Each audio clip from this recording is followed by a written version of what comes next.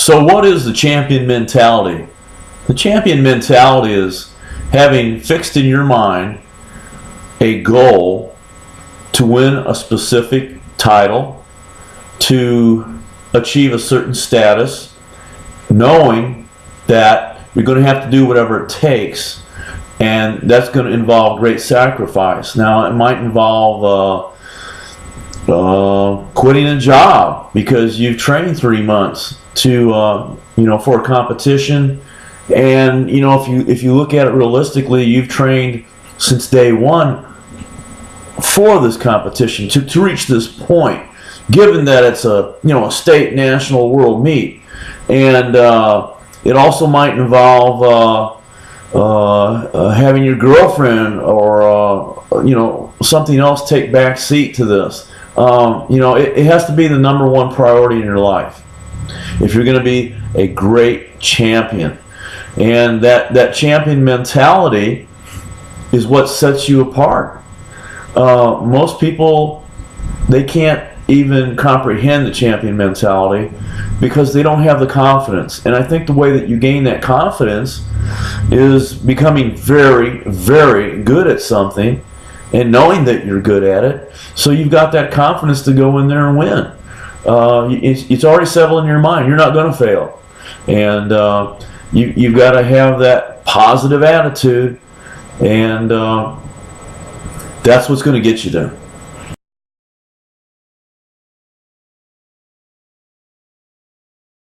Now, sacrificing as far as quitting a job or putting your girlfriend on the back burner, so to speak, those are maybe one-time events. But in your daily life, you have to make sacrifices, or at least we might use the word discipline, and that's going to involve your nutrition. You're not going to be able to go out and get pizza and spaghetti and tacos and various desserts, every day. If you're going to be a champion, you're going to have to eat clean, and you're going to have to get to sleep on time and get enough sleep. You're going to have to make sure you're in the gym, that you don't miss any of your workouts. You absolutely cannot miss any of your workouts. You don't drink. Alcohol is, it dehydrates you, and there's a lot of things that you have to consider if you want to be a champion.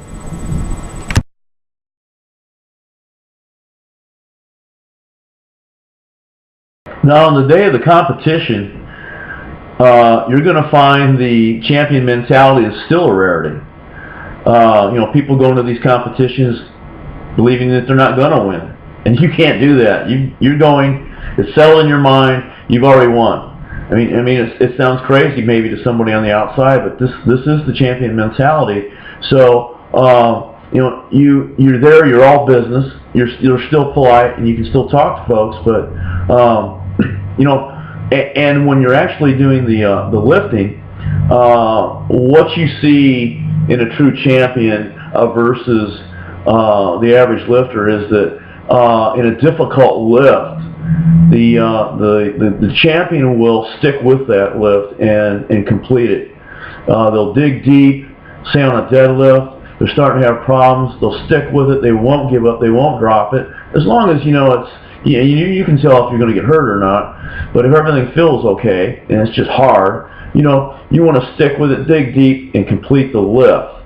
Now, how many people can do that?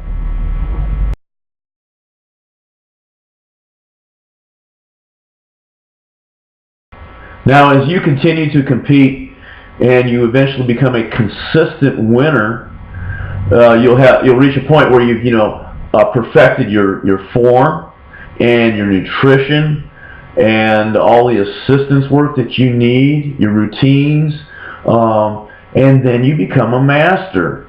Now, as far as the lifts themselves, say the deadlift. Now, they say that to become a master of anything, you have to do it 10,000 times. Well, I sat down one time and figured out how many deadlifts I've done in the last 32 years, and it was over 30,000 deadlifts. So I can say that I'm, in the truest sense of the word, a master of the deadlift.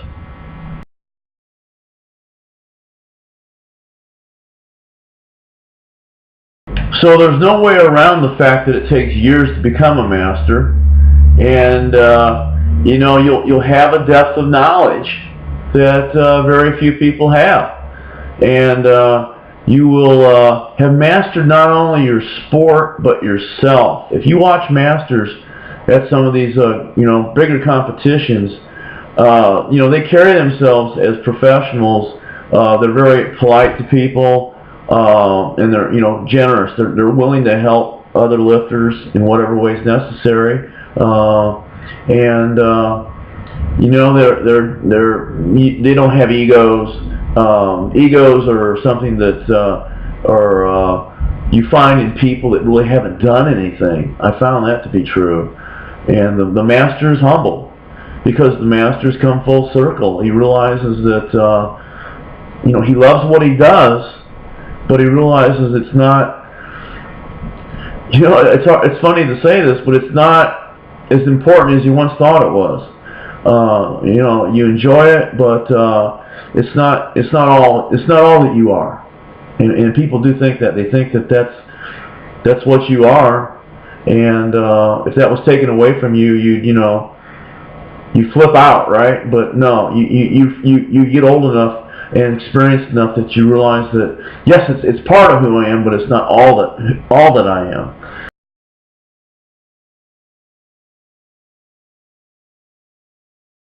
So now that you're a master, you no longer have that. You don't live by that no matter what it takes attitude. You're there, and you can relax. You still have the champion mentality when you need it, when you're up there on the platform, but you've got time for other things, and it's just so much easier.